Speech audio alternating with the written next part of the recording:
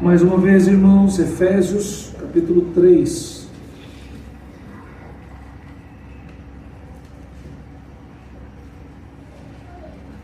A partir do versículo de número 1, nós vamos ler todo o capítulo, mas vamos manter ainda o nosso foco do versículo 1 ao versículo 13.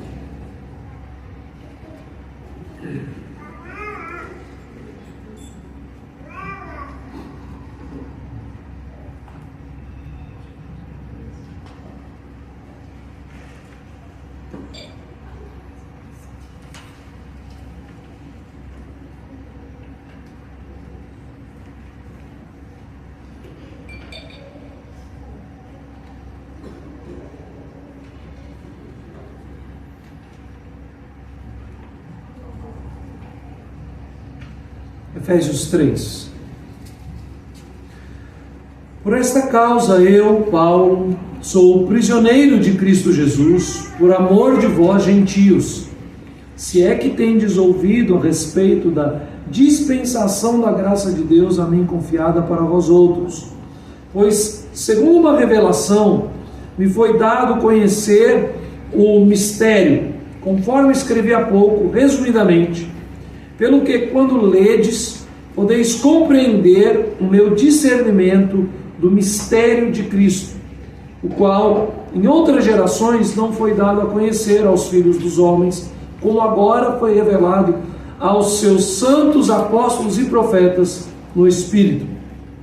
A saber, que os gentios são co-herdeiros, membros do mesmo corpo, e coparticipantes da promessa em Cristo Jesus por meio do Evangelho, do qual fui constituído ministro, conforme o dom da graça de Deus a mim concedida, segundo a força operante do seu poder. A mim, o menor de todos os santos, me foi dada esta graça de pregar aos gentios o Evangelho das insondáveis riquezas de Cristo, e manifestar qual seja a dispensação do mistério desde os séculos oculto em Deus, que criou todas as coisas, para que, pela Igreja, a multiforme sabedoria de Deus se torne conhecida agora dos principados e potestades nos lugares celestiais, segundo o eterno propósito que estabeleceu em Cristo Jesus, nosso Senhor, pelo qual temos ousadia e acesso com confiança mediante a fé nele. Portanto, vos peço que não desfaleçais nas minhas tribulações por vós, pois nisso está a vossa glória. Por esta causa, me ponho de joelhos diante do Pai, de quem toma o nome toda a família, tanto no céu como sobre a terra, para que, segundo a riqueza da sua glória, vos conceda que sejais fortalecidos com poder, mediante o seu Espírito no homem interior, e assim habite Cristo no vosso coração pela fé, estando vós arraigados e alicerçados em amor, a fim de poderes compreender com todos os santos qual é a largura e o comprimento e a altura e a profundidade, e conhecer o amor de Cristo que excede todo entendimento, para que sejais tomados de toda a plenitude de Deus. Ora, àquele que é poderoso para fazer infinitamente mais do que tudo quanto pedimos ou pensamos, conforme o seu poder que opera em nós, a ele seja a glória na Igreja e em Cristo Jesus, por todas as gerações, para todo sempre. Amém. Oremos ao Senhor. Suplicamos a Ti, Senhor, mais uma vez, que na graça do Senhor, o Teu Espírito nos revele mais uma vez aquilo que Tua Palavra quer dizer aos nossos corações. As verdades eternas das Sagradas Escrituras estão diante de nós, que nós possamos compreendê-las e assim sermos conduzidos a glorificar o nome de Cristo em tudo aquilo que fizermos. Essa é a nossa oração, em o nome de Jesus. Amém. Uma das lembranças mais fortes que eu tenho da minha vida de igreja foi a participação intensa que eu sempre tive nas mais diversas áreas da igreja e na liderança das mais diversas áreas. Tendo sido criado em uma igreja grande, muito bem estabelecida, com sociedades internas e os mais diversos ministérios, eu pude participar e viver essa vida muito intensa de trabalho da igreja local. E uma das coisas que eu não me esqueço, vem sempre à minha mente, era dos meses de novembro e dezembro, aonde nós dedicávamos muito tempo, reuniões semanais de planejamento para as atividades do ano seguinte. Então, independente de qual sociedade interna ou qual ministério, sempre foi no trabalho, nós tínhamos na nossa igreja a UCP, que era de crianças, a UPJ de juvenis, a UPA, que eu sei que aqui na Paraíba o pessoal fala UPA, né? Eu acho muito estranho isso, a UPA e a UMP. Sempre trabalhei em todas essas sociedades internas. E nós tínhamos, então, reuniões da sociedade interna e da diretoria eleita para o ano seguinte. Mas além dessas reuniões, tínhamos as reuniões do pessoal que tocava nas equipes de música e dos corais da igreja. Na mesma época nós estávamos na reta final dos ensaios e nós tínhamos sempre uma equipe de teatro que fazia apresentações de teatro evangelístico em praças, no salão social da igreja, principalmente na época de fim de ano, os corais da igreja que cantavam nas mais diversas cantatas. Eu servia na equipe de som, de áudio e vídeo, também da escola que a igreja possuía. Então, no fim do ano, de novembro a dezembro, eu morava dentro da igreja. Não bastasse isso, nós tínhamos também diversas reuniões com todos os líderes, presbíteros, diáconos, comissões, diretorias das sociedades internas, fazendo planejamento da igreja como um todo, da agenda da igreja, de todas as atividades. Não bastasse isso, nós tínhamos as federações do presbitério, as confederações sinodais, e ficávamos naquele luta de como encaixar tanta coisa em 365 dias. Ao olhar para esse texto, eu me lembro disso, e agora à tarde eu voltei ao computador, o texto aqui na minha mão, o papel, e eu comecei a me lembrar dessas inúmeras atividades, de tanto planejamento e de tantas atividades para fazer mover a máquina, a estrutura da instituição que serve a Igreja de Cristo. Sem dúvida fazíamos sempre para a glória do nome de Deus, queremos ver o avanço do Evangelho, mas nós dedicávamos tanto tempo, tanto esforço, tantos recursos, tantas pessoas para o trabalho das atividades e eventos da igreja local. E raramente falávamos com a mesma intensidade dos trabalhos da missão de Cristo no mundo. E pensando sobre isso, e confrontado por esse texto, do capítulo de número 3, do versículo 1 ao versículo de número 21, principalmente até o versículo de número 13, eu quero voltar os olhos da igreja mais uma vez para que possamos compreender o que de fato estava escondido nos séculos e foi revelado em Cristo Jesus, que Paulo aqui chama de mistério, mas que infelizmente me parece a igreja tem que sempre ser relembrada de qual é esse mistério, porque muitas vezes nós olhamos para a igreja evangélica dos dias de hoje e ela parece que está vivendo em uma cegueira muito semelhante da igreja do primeiro século, para a qual o apóstolo Paulo está dizendo que a graça de Deus, o mistério de Cristo, é a pregação da graça do Evangelho de Deus aos gentios.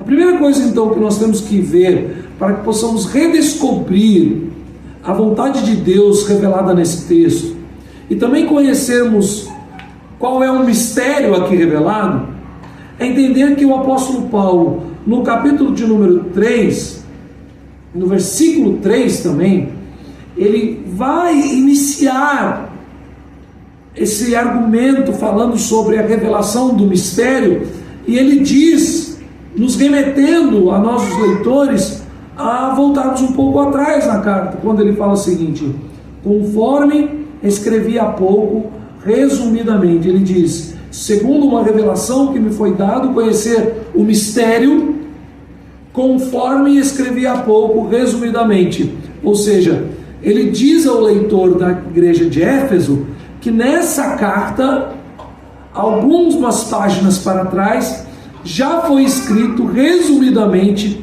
o entendimento de Paulo da revelação de Jesus quanto ao que ele chama de mistério. E nós podemos olhar isso imediatamente dos versículos 11 a 22 do capítulo de número 2. Quando ele fala a partir do versículo de número 13 da seguinte forma: mas agora, em Cristo Jesus, vós, que antes estáveis longe, fostes aproximados pelo sangue de Cristo, porque Ele é a nossa paz, o qual de ambos fez um, e tendo derribado a parede da separação que estava no meio, a inimizade, aboliu na sua carne a lei dos mandamentos de forma de ordenanças, para que dos dois criasse em si mesmo um novo homem, fazendo a paz, e reconciliasse ambos em um só corpo com Deus, por intermédio da cruz, destruindo por ela a inimizade. Mas um pouquinho antes, ele já havia dado as primeiras nuances da revelação deste mistério, quando no capítulo de número 1, a partir do versículo de número 8, ele diz que Deus derramou abundantemente sobre nós em toda sabedoria e prudência, desvendando-nos o mistério da sua vontade, segundo o seu beneplácito que propusera em Cristo, de fazer convergir nele, na dispensação da plenitude dos tempos, todas as coisas, tanto as do céu como as da terra. Nele, digo, no qual fomos também feitos herança, predestinados segundo o propósito daquele que faz todas as coisas conforme o conselho da sua vontade, a fim de sermos para o louvor da sua glória, nós, os que de antemão esperamos em Cristo, em quem também vós, depois que ouvistes a palavra da verdade, o evangelho da vossa salvação, tendo nele também crido, fostes selados com o Santo Espírito da promessa. Ele continua, então, falando a respeito da revelação deste mistério, e ele vai agora continuar e completar o que ele já tinha dito no capítulo 1, o que para nós é capítulo e são versículos, porque a carta de Paulo não foi escrita em capítulos e versículos, vocês sabem bem disso. Mas o que nós lemos no capítulo 1 e no capítulo 2, agora ele está completando aqui. E ele está dizendo a partir do versículo 14, que também faz parte do contexto do texto que nós vamos meditar, que esta causa, ou seja, este mistério, o qual ele recebeu entendimento através de revelação, o qual ele declara aqui que este mistério é a pregação do Evangelho de Cristo aos gentios, ou seja, que Paulo está dizendo que tanto nós, judeus, quanto vós, gentios, somos parte de um só corpo, e no beneplácito que Deus propôs em Cristo, todas as coisas foram feitas uma só. E no capítulo 2 ele está dizendo novamente que ele fez de ambos um, e não há mais inimizade, e dos dois ele fez um em um só corpo. A ideia é que vai progredindo da divisão entre Israel, dos descendentes de Abraão, da descendência de Jacó, contra todas as nações do mundo. Judeus, povo único, santo, redimido e comprado, contra todas as outras nações. E ele está dizendo: não. O que nós aprendemos em Jesus é que de fato todos nós somos um só povo. Há um só povo, uma só família, um só nome que é dado a conhecer a todos os eleitos de Deus na pessoa de Cristo Jesus. Este é o mistério, e é por essa causa que ele diz no versículo 14: me ponho de joelhos diante do Pai, de quem toma o nome toda a família. Novamente ele usa a expressão família, que ele já usou. Ele fala corpo, ele fala igreja, ele fala edifício, ele fala povo, ele fala família. São palavras diferentes que são aplicadas para a mesma coisa: os eleitos de Deus em Cristo Jesus, tanto no céu como sobre a terra, para que, segundo a riqueza da sua glória, vos conceda que sejais fortalecidos com poder, mediante o seu Espírito no homem interior, e assim habite Cristo no vosso coração, pela fé, estando vós arraigados e alicerçados em amor, a fim de poderes compreender com todos os santos qual é a largura, o comprimento, a altura e a profundidade, e conhecer o amor de Cristo que excede todo o entendimento, para que sejais tomados de toda a plenitude de Deus. Entendendo então o que Paulo está falando sobre o que significa esse mistério, e como ele está conduzindo o seu argumento desde o capítulo 1 até aqui, nos mostrando que a grande revelação de Deus em Cristo Jesus para a dispensação de Cristo da nova aliança é a pregação do Evangelho a todas as nações, quer judeus, quer não judeus. Nós precisamos entender nessa noite, meus irmãos, a responsabilidade da Igreja de Cristo Jesus em cumprir aquilo que estava oculto pelos séculos e nos foi revelado em Cristo. Versículo de número 10: para que pela Igreja a multiforme sabedoria de Deus se torne conhecida agora dos principados e potestades nos lugares celestiais, segundo o eterno propósito que estabeleceu em Cristo Jesus, nosso Senhor. Essa noite, então, meus irmãos, eu quero chamar a atenção da igreja para a responsabilidade daqueles que de fato que se chamam pelo nome de Cristo Jesus na pregação do Evangelho a todas as nações. E como essa responsabilidade, essa tarefa é para nós não um fardo, mas uma dádiva, uma bênção, graça.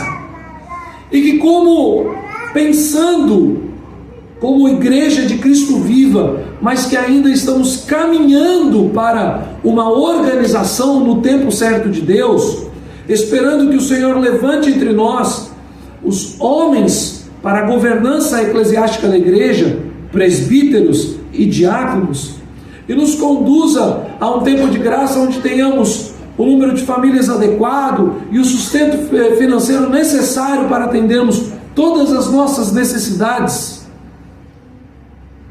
Nós precisamos nos formar e nos organizar entendendo qual de fato é a obra que Cristo deixou à sua igreja, para que passados os anos e as gerações, nós não caiamos no equívoco de termos reuniões e mais reuniões de planejamento, de visão, de organização, de calendário do ano, de eventos e atividades internas, nos esquecendo qual é verdadeiramente o chamado de Cristo para nós.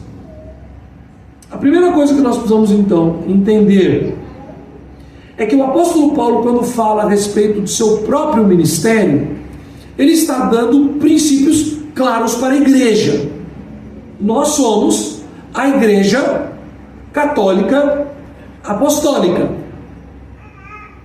Nós somos a Igreja Católica Apostólica. Nós não somos romanistas. Nós não estamos ligados à Igreja de Roma. Nós não estamos debaixo de qualquer ordenança, nem de governança, nem doutrinária da Igreja do Vaticano, e muito menos do papado, o qual nós declaramos historicamente é o anticristo. Todo aquele que se coloca como sumo pontífice, ou seja, como a figura que tem o poder de ser um intercessor, a ponte e a conexão entre Deus e o seu povo, ele toma o lugar de Cristo, o qual afirma a igreja: eu sou o caminho, a verdade e a vida. Ninguém vem ao Pai senão por mim. Ele é o nosso intercessor supremo, o nosso sumo sacerdote. Em Cristo estão as glórias e o poder daquele que exerce todos os ministérios em favor da igreja: rei, sacerdote e profeta. Mas nós somos católicos, porque a catolicidade da igreja é a expressão cristã de que a igreja de Cristo Jesus, ou seja, os eleitos de Deus, são chamados de todas as nações. Então jamais nós podemos organizar uma igreja local que não seja católica, que esteja desconectada das demais igrejas ao redor do mundo e da missão da igreja ao redor do mundo. Nós também somos apostólicos. Então tudo aquilo que as Escrituras registram para nós, que foram ministérios dados aos apóstolos de Cristo Jesus, agora não temos mais sobre nós apóstolos, ou seja, homens especificamente que são indicados para continuar o ministério apostólico do primeiro século da era cristã. Mas o ministério apostólico não morreu. Os apóstolos morreram. E a gente gosta de sempre dizer isso para deixar... É uma anedota, é jocoso, mas deixa muito claro para a mente dos evangélicos que são enganados todos os dias por milhares de falsos homens, falsos profetas que se levantam no meio da igreja evangélica hoje e se declaram apóstolos. Nós usamos a anedota quando dizemos apóstolo bom é apóstolo morto.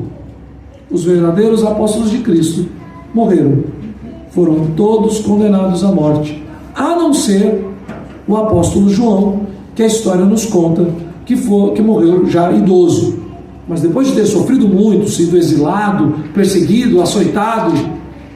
Não foi pouco o sofrimento do apóstolo João, mas todos os outros foram executados por causa do ministério de Cristo, morreram martirizados, certo? Os princípios apostólicos são os princípios do ministério da igreja.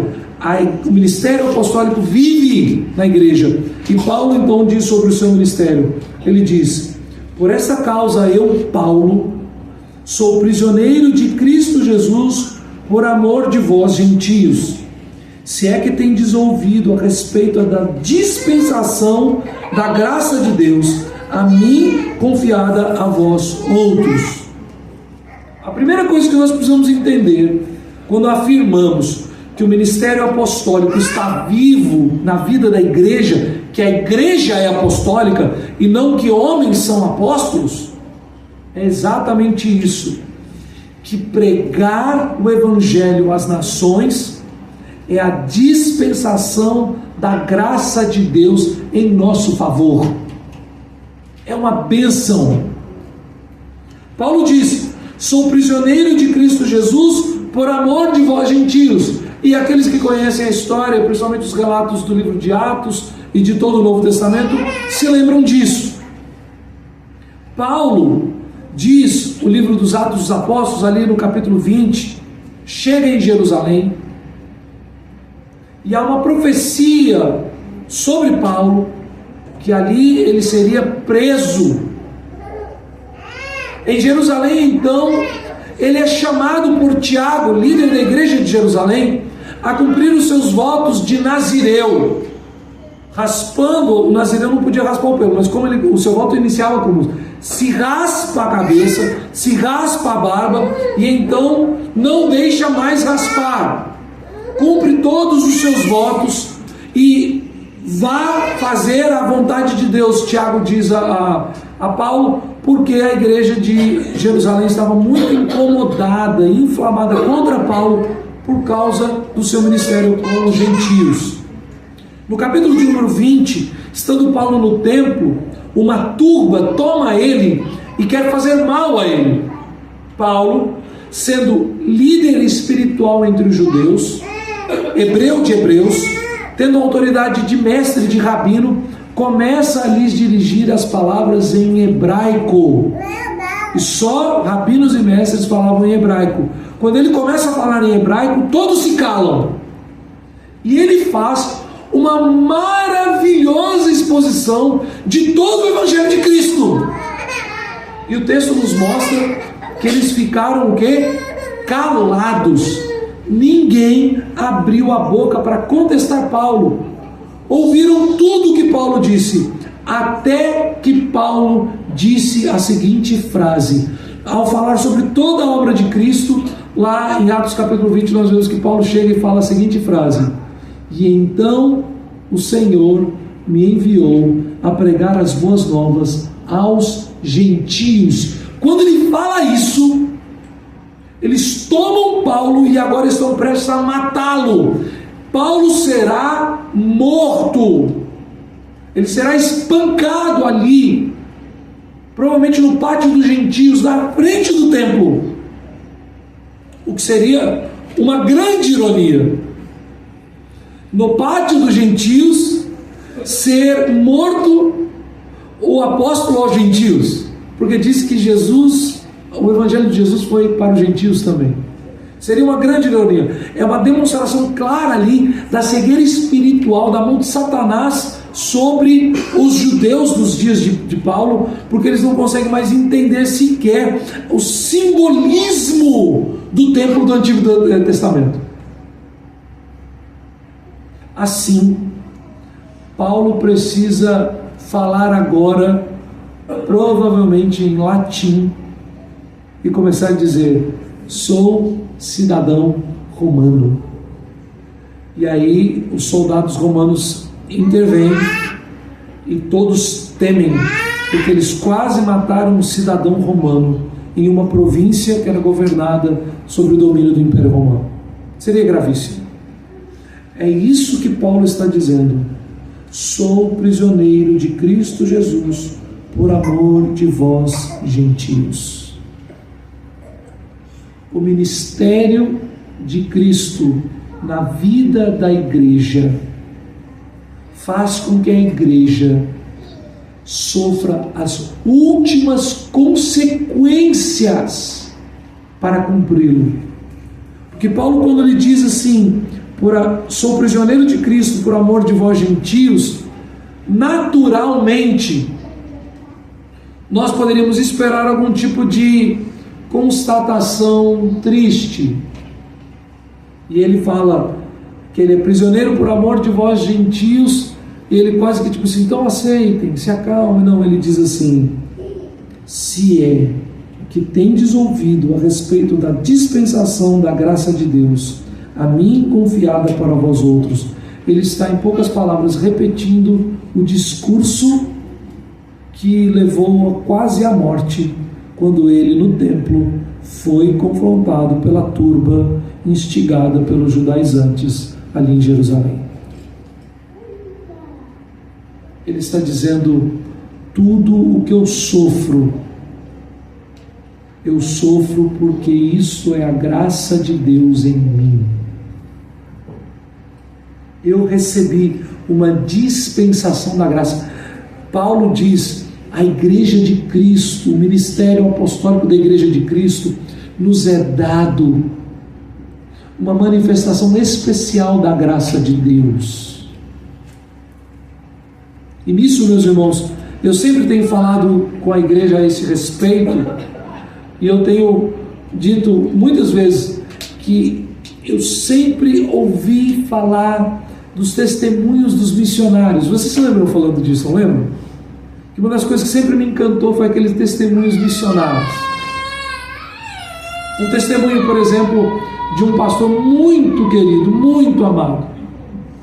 E ele era alfaiate no interior de Minas Gerais. E de repente ele foi para uma reunião do seu presbitério, porque seu pastor não podia ir, o outro presbítero não podia ir. Assim, isso nos idos lá atrás. E então enviaram ele, e quando chegou lá, falaram: olha, nós estamos com um candidato para enviar ao seminário, e esse candidato, na verdade, não pode mais ir, porque ele está muito enfermo, e nós botamos os recursos para sustentar e enviar um candidato ao seminário, e viraram para aquele pastor, que era um alfaiate, membro da igreja, não tinha se apresentado para isso, e disseram assim: Geraldo, é você que vai. O reverendo Geraldo Braz, saudoso reverendo Geraldo, que homem maravilhoso, servo de Deus. E ele disse que falou assim: eu não. Ele teve muitos filhos, se não me engano, eu não podia falhar a minha memória, porque nós fomos criados juntos. Eles são mais velhos do que a gente, o reverendo Geraldo foi sempre um avô para a gente. 7 filhos, se não me engano. E ele já tinha vários filhos. E era um homem simples, pobre do interior de Minas, um alfaiate pobre.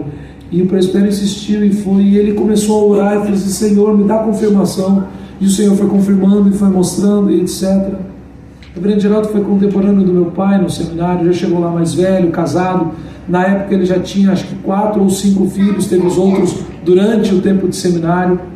E ele conta que os recursos não chegavam. Ele não podia morar na moradia do seminário, porque ele tinha mulher e muitos filhos, ele tinha que alugar uma casa. Ele não tinha recursos. E um dia ele, pronto a desistir de tudo, desistir do ministério, desistir do seminário, voltar para sua terra, ele saiu de casa de manhã cedo e não tinha absolutamente nada para comer. Ele angustiado de sair para o seminário, deixando sua mulher e seus filhos sem qualquer comida, sem nada. E aí ele então falou com sua esposa, oraram juntos e foi para sua aula. Chegou lá, procurou alguns colegas, perguntando se alguém poderia emprestar algum dinheiro que fosse, para comprar um saco de arroz, uma caixa de ovos, alguma coisa. E não foi bem sucedido. Voltou para casa, triste, orou ao Senhor. E alguns instantes depois, alguém bateu na porta da casa dele. Era um táxi da época. E disse: olha, me enviaram aqui, um senhor me pagou a corrida, me mandou entregar essas coisas.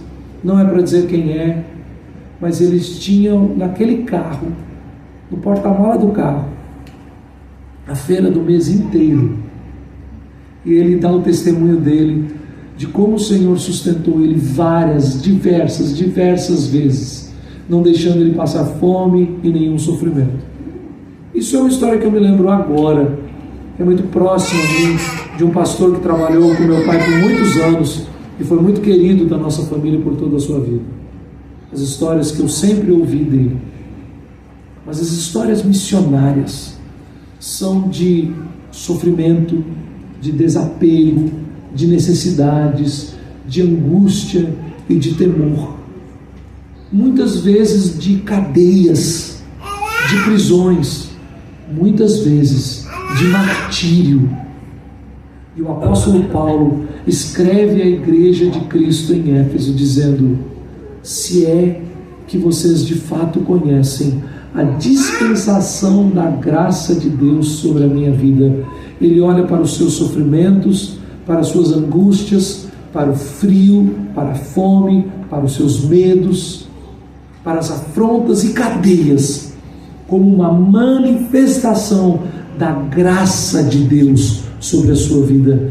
Meus irmãos, sofrer, restrições, dificuldades, lutas, nos empenharmos mais, entregarmos mais, fazermos mais e mais para que a obra de Cristo se espalhe pela face da terra, é para nós, independente de qualquer limitação, dispensação da graça de Deus sobre a igreja de Cristo Jesus. A segunda coisa que ele faz é explicar toda esta visão à luz de uma boa teologia bíblica. E ele vai dizer o seguinte: o qual em outras gerações, versículo de número 5, não foi dado a conhecer aos filhos dos homens, como agora foi revelado aos seus santos apóstolos e profetas no Espírito. O que Paulo está fazendo, e pelos textos que nós já lemos no capítulo 1 e no capítulo de número 2, vocês podem ter um entendimento que há uma teologia bíblica sendo desenvolvendo aqui, uma teologia bíblica missionária.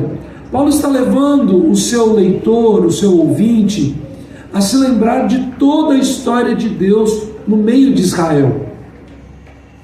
Quando Deus chamou para si um povo, tirando esse povo da sua casa e da sua terra para levar à terra prometida, ele sempre fez assim, rompendo os laços, escolheu um povo e o separou e levou a uma outra localidade.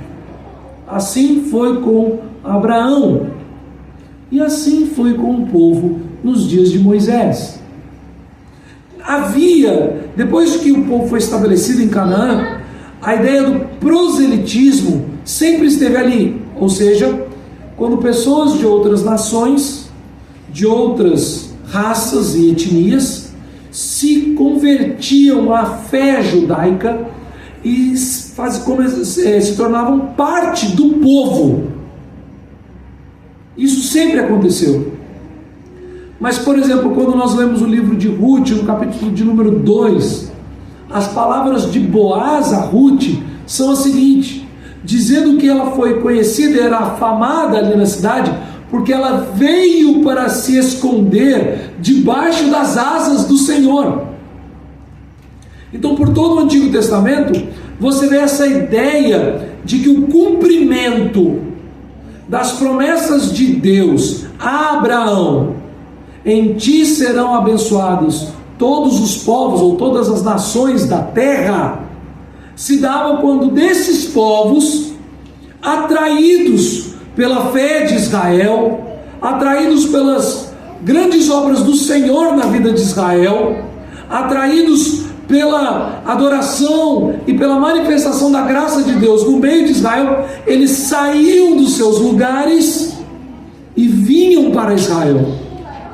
Tanto é que nós vemos isso tanto nos dias de Jesus, quanto na famosa festa do Pentecostes, registrado para nós por Lucas, em Atos capítulo de número 2, que você tem pessoas de todas as nações voltando a Jerusalém, e ali você tem tanto homens que são judeus da diáspora, que na época da destruição de Israel, o território do norte, e do exílio da Babilônia, do Reino do Sul, começaram então a retomar, quando Jerusalém é reconstruído, os muros são reconstruídos, o templo é reconstruído, essas peregrinações de festas culticas se tornam comuns. Mas no próprio texto de Atos capítulo 2, nós vemos que nós temos ali o termo prosélitos, quando falam sobre cidadãos romanos e cretenses. Prosélitos, ou seja, também vinham a Jerusalém muitos daqueles que, influenciados por qualquer coisa, por diversas questões, porque se casaram com judeus ali espalhados por várias outras nações, porque influenciados e ouvindo a lei de Deus sendo proclamada por causa das sinagogas que foram estabelecidas no momento do exílio. Vários motivos faziam com que a pregação da lei de Deus e a graça de Deus alcançassem várias nações e eles se tornavam prosélitos. Então é concêntrico. É a ideia, a teologia bíblica que o apóstolo Paulo está mostrando aqui, é que sempre houve conversão, mas era de fora para dentro. Para que você se tornasse cristão, na verdade não havia o cristianismo naqueles dias, mas para que você pudesse viver a fé da esperança do evangelho messiânico, você se tornava judeu. E é exatamente isso que os judaizantes dos dias de Paulo, Pedro e João querem fazer de novo na igreja. E Paulo diz que não. Que durante toda a história de Israel, a glória de Deus está no meio do povo de Israel. E atraídos por esta glória, muitos de outras nações se convertiam. Na verdade, quando eu digo muitos, é porque nós estamos falando historicamente. Mas o natural era a preservação do rebanho de Cristo em Israel, e alguns de outros povos, em alguns momentos históricos, vinham para o rebanho, para o aprisco de Deus. Agora Paulo está dizendo, mas havia um mistério de que ao mesmo tempo que Deus estava preservando Israel como povo, como nação, como raça, como etnia, ele estava ao mesmo tempo preservando as outras nações também. E por mais que por séculos e séculos, por milhares de anos, só os filhos de Jacó tiveram a graça e a bênção de terem os oráculos de Deus no seu meio e de servirem a Deus com toda a sua vida, isso foi feito para que no momento em que a plenitude de Deus se revelasse em Cristo Jesus, na dispensação da graça de Deus em Cristo, todos os povos pudessem ser finalmente alcançados pelo Evangelho da graça de Deus. A teologia bíblica, então, da igreja, ela, por mais que esteja intrinsecamente ligado à do povo, porque nós somos o povo, por mais que ainda toda a história, revelação, doutrina e preceitos do Antigo Testamento sejam vivos e verdadeiros para a vida da igreja, há uma chave de transformação, há uma mudança na vida da igreja, algo que não foi dado a conhecer para o Israel do Antigo Testamento, que a obra e a missão de Cristo, ela não é concêntrica, ela é centrífuga, que a obra de Cristo Jesus, ela é de dentro para fora.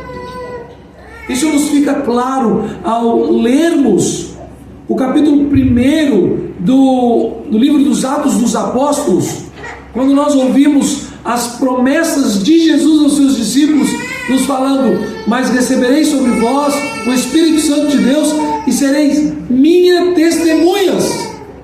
E ele faz já um mapa centrífugo, tanto em Jerusalém, como Judeia, Samaria e até os confins da terra.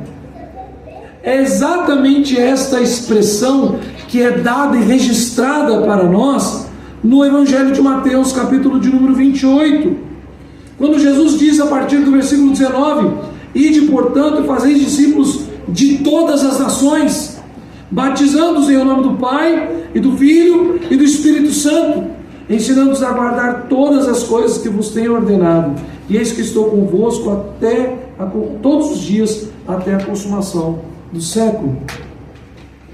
O que Paulo está dizendo aqui é que a obra da igreja é agora sair de onde está e se espalhar pelo mundo para levar consigo o Evangelho da graça de Cristo Jesus. E nisso, meus irmãos, há uma aplicação muito importante a ser feita para nós aqui nessa noite da Sólida Glória. Existem muitos projetos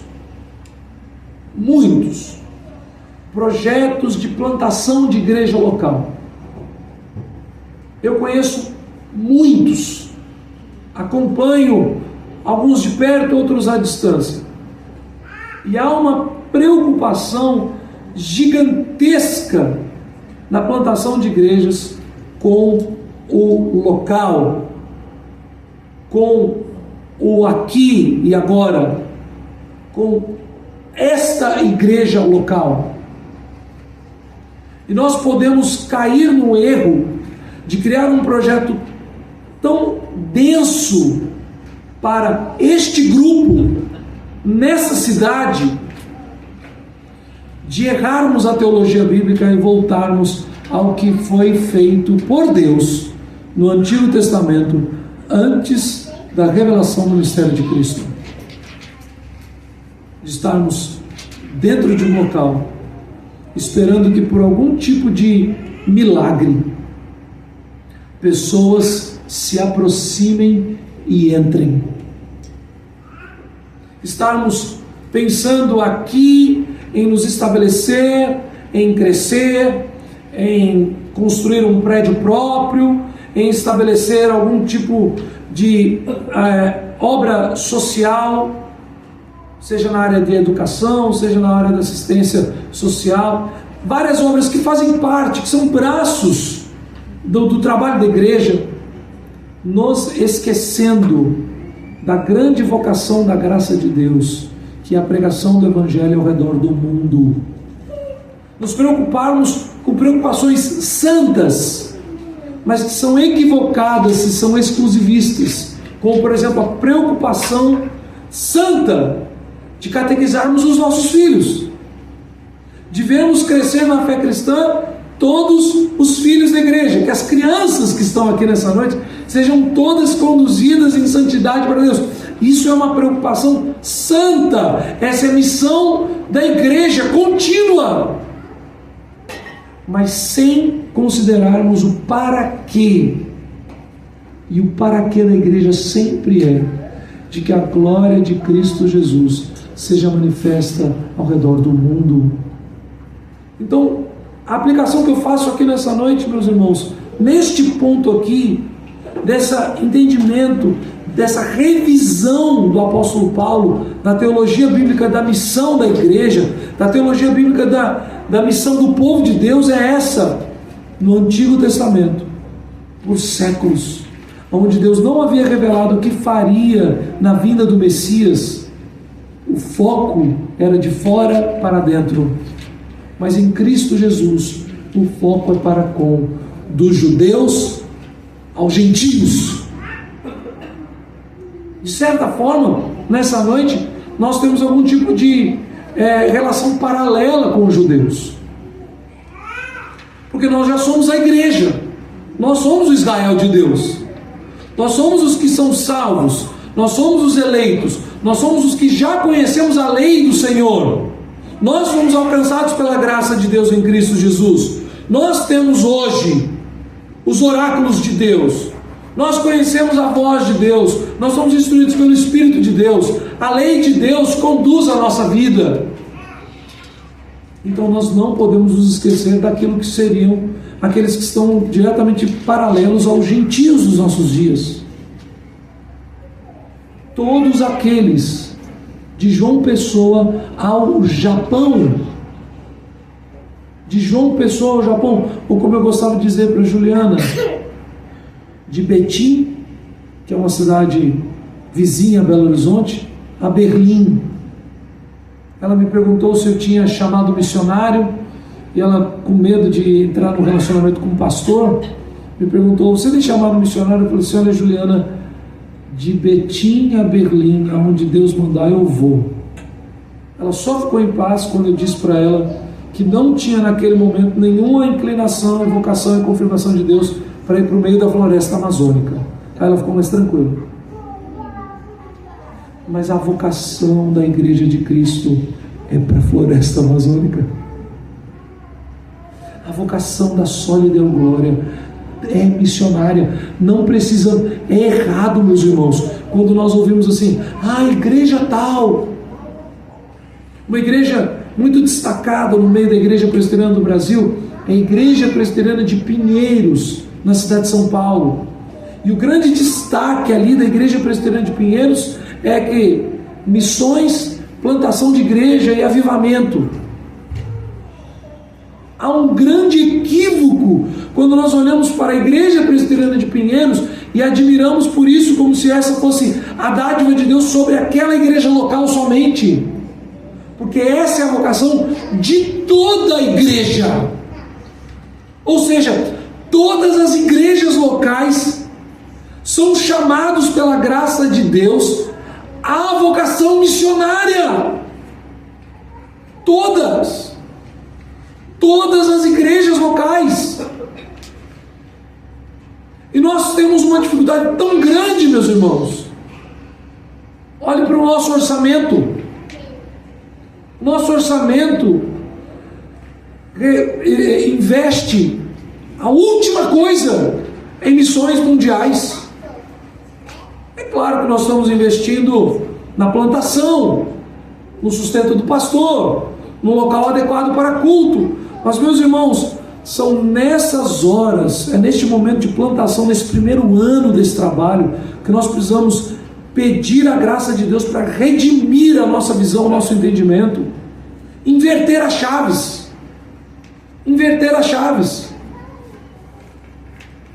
gastar mais fora do que dentro.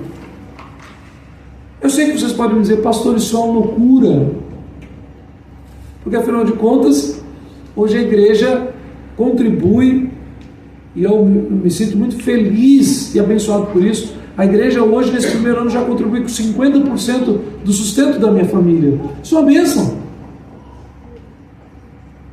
Mas às vezes, quando nós falamos sobre organizar uma igreja local, nós falamos assim, que a igreja precisa ter um espaço físico e ter condições de independentes de, no sustento dos dízimos e ofertas da igreja local, sustentar integralmente seu pastor. Esse é um dos pontos a serem verificados pelo presbitério local quando for autorizar a organização. E eu sei que soa utópico, mas nós deveríamos ouvir a palavra de Deus nessa noite e não permitir que isso soasse para nós como utopia. A nossa oração, o nosso desejo, o nosso empenho deveria ser para que no momento da organização nós pudéssemos sustentar no mínimo 2 pastores em tempo integral, um aqui e um em qualquer campo que for necessário ao redor do mundo. Na Paraíba, pode ser ali no campo missionário de Intermares, né? Ou em qualquer canto do mundo. Eu falei com os irmãos no domingo passado que assisti um vídeo sobre a igreja da Coreia do Norte, e falando sobre a igreja da Coreia do Norte, falei, na verdade foi isso na casa do Fábio, foi na quinta-feira na casa do Fábio que eu falei. E uma das coisas que mais me chamou a atenção foi que no momento em que os missionários americanos reuniram todos os coreanos e ordenaram os pastores, os primeiros 7 pastores coreanos, e organizaram uma denominação presbiteriana na Coreia, autônoma, independente da igreja americana. Os coreanos se levantaram e disseram: nós só podemos ser uma denominação se formos missionários. Não adianta termos 7 igrejas na Coreia se não formos missionários. E naquele primeiro concílio de organização daquela denominação, levantou-se um homem que foi ordenado e consagrado e enviado para o campo missionário na Coreia do Norte.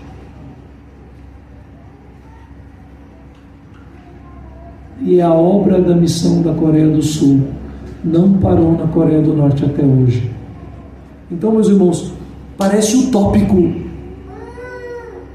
mas as implicações do que eu estou dizendo, e eu vou parar por aqui nessa noite, eu já me estendi demais. As implicações são essas, que nós precisamos compreender hoje qual é de fato a dispensação da graça de Cristo sobre a vida da igreja. Isso quer dizer, todas as denominações que são fiéis à palavra de Deus e todas as igrejas locais, estejam elas nas denominações ou sejam igrejas independentes, em todos os países do mundo, precisam compreender que a proclamação do Evangelho de Cristo a todas as nações é a missão de Cristo na vida da igreja. Versículo de número 10, mais uma vez.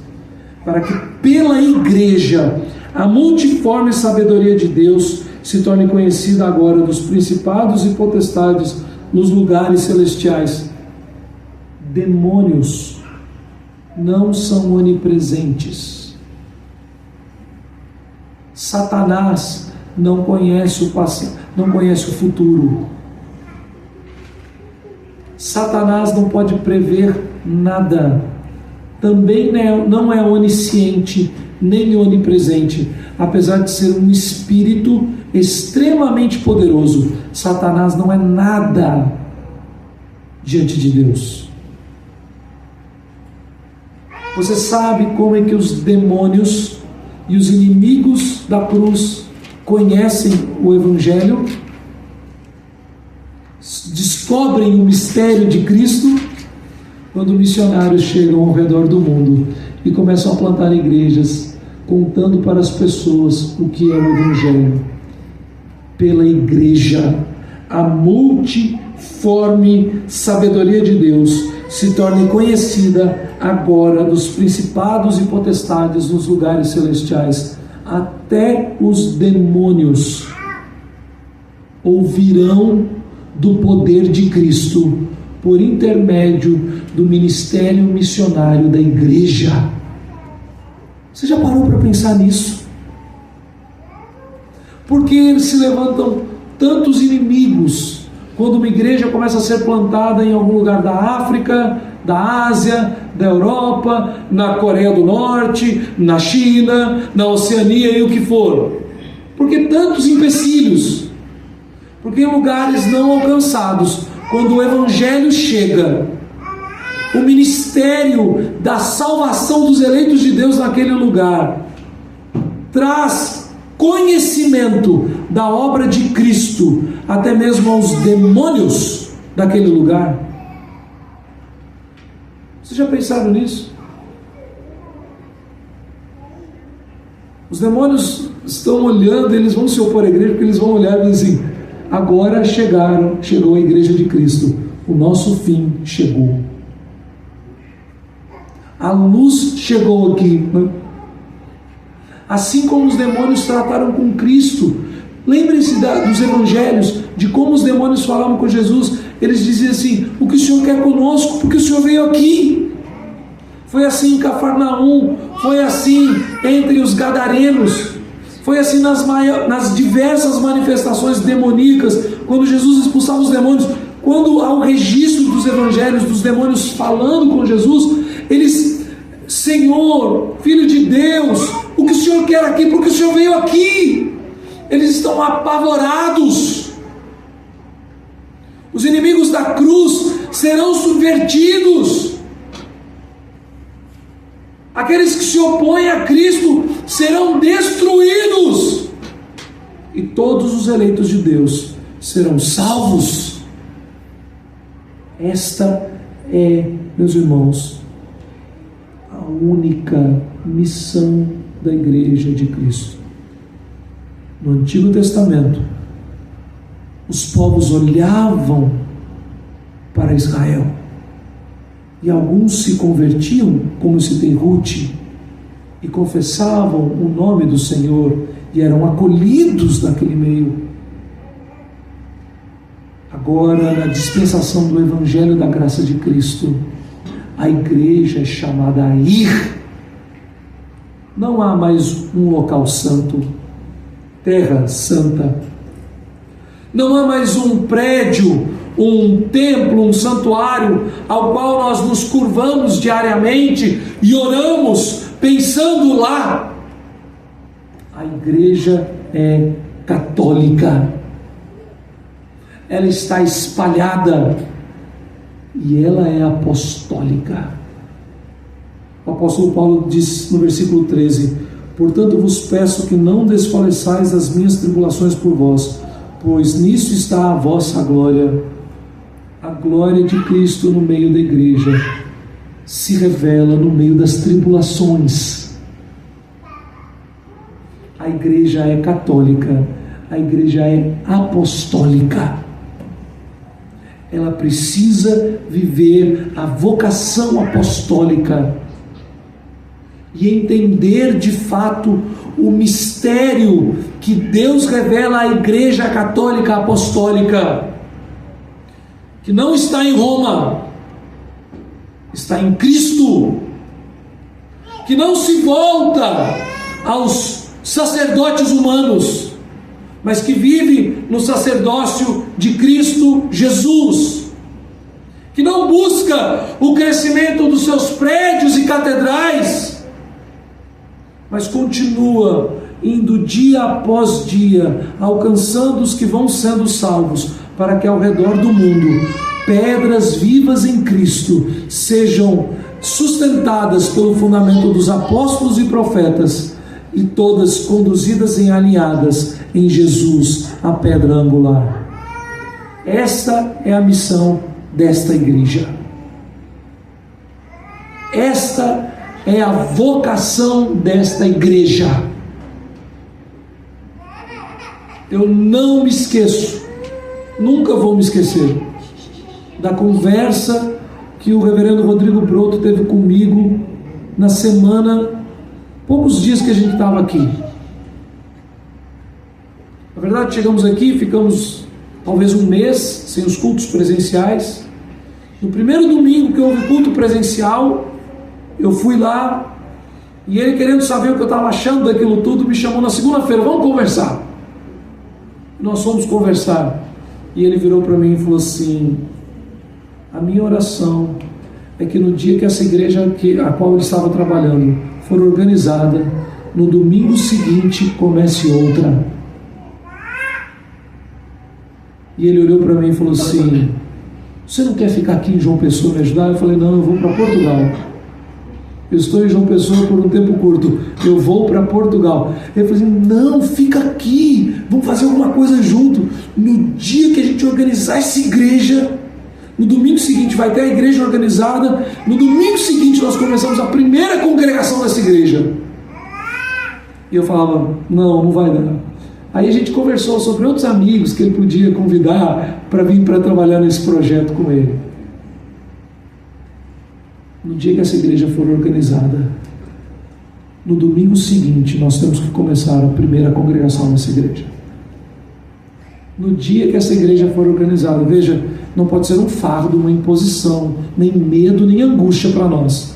Mas no dia que essa igreja for organizada, a minha oração é que nós possamos dizer: estamos organizando a igreja presbiteriana Sólida e Glória em João Pessoa, e debaixo do governo dessa igreja, do ministério dessa igreja, nós já temos pelo menos um missionário sustentado por esta igreja ao redor do mundo. Pelo menos um. Sustentado por esta igreja. Eu sei, meus irmãos, vocês vão dizer que o seu pastor é meio utópico, mas a minha oração é que no dia que essa igreja for organizada, aquilo que for votado para o sustento do pastor da igreja local, que nós tenhamos a graça de Deus, que nós possamos votar o mesmo valor e dizer: o pastor fulano de tal está indo para Guiné-Bissau plantar uma igreja, mais uma igreja com o nosso coração e a nossa visão. Nós vamos mandar, que seja, não vou me delongar aqui. Há meses atrás, né, Zé? O José chegou e falou assim: pastor, o senhor pregou hoje sobre missões, eu quero ser missionário na Suíça.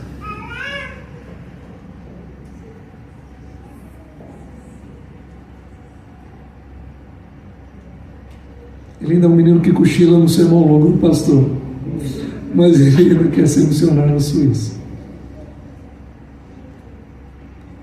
A Genebra de Calvino hoje É horrível. Não existe igreja fiel em Genebra. Os remanescentes ali são muito poucos. A carência missionária em Genebra é absurda.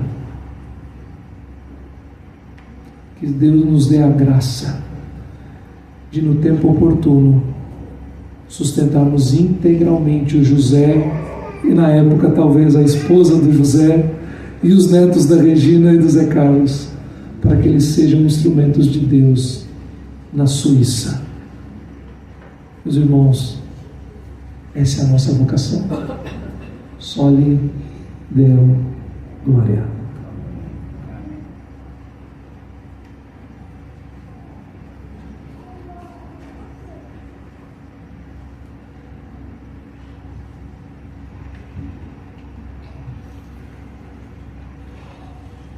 Vamos ficar de pé? Oremos ao Senhor. Ó Deus de graça e de amor, despede o teu povo agora, Senhor.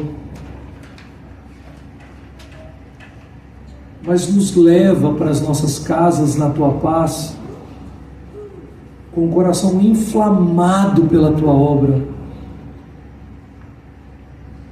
Ponha, Senhor, nessa semana, na nossa agenda de oração, o pedido e o clamor ao Senhor de que possamos verdadeiramente cumprir o teu propósito e levarmos o Evangelho de Cristo a todas as nações. Dá-nos a graça de sermos coparticipantes com Jesus nessa obra maravilhosa e que pela nossa igreja local a multiforme sabedoria de Cristo Jesus seja manifesta em todas as nações. Continua, Senhor, a abençoar o reverendo Raimundo Montenegro ali no Panamá. Continua, Senhor, a abençoar o pastor Pedro Barbosa ali em Lisboa, na cidade da Amadora. Continua, Senhor, derramar tua graça sobre a vida da Rose, e que ela indo ali para Portugal, na cidade do Porto, ela possa ser bênção na igreja na qual ela for servir. Continua, Senhor, a derramar tua bênção sobre o trabalho missionário no Japão. Senhor, prepara o caminho e me abençoa na minha viagem missionária a Portugal no fim deste ano. Abençoa também o reverendo Ronaldo Cadena, que irá, se Deus assim permitir, em outubro, para mais uma viagem missionária de pregação e proclamação do Evangelho no Japão. Abençoa, Senhor, os missionários da Igreja de Cristo Jesus na Escócia. Levanta a tua igreja na Escócia. Abençoa, Senhor, aqueles que estão sendo perseguidos pela fé cristã ali no Canadá. Abençoa o trabalho missionário na Colômbia, Senhor. Abençoa, Senhor, aqueles que estão perseguidos e foram presos por causa da pregação do Evangelho no México, na Nicarágua. Ó Pai de amor, em todos os lugares da terra aonde a tua igreja se levanta, mas também, Senhor, dá-nos a graça de vermos que aqueles povos ainda não alcançados, se ainda há povos não alcançados, dentro e fora do nosso país, que nós possamos ouvir o teu chamado e te obedecer para a obra missionária ao redor do mundo. Assim, Senhor, nós te suplicamos em Cristo Jesus.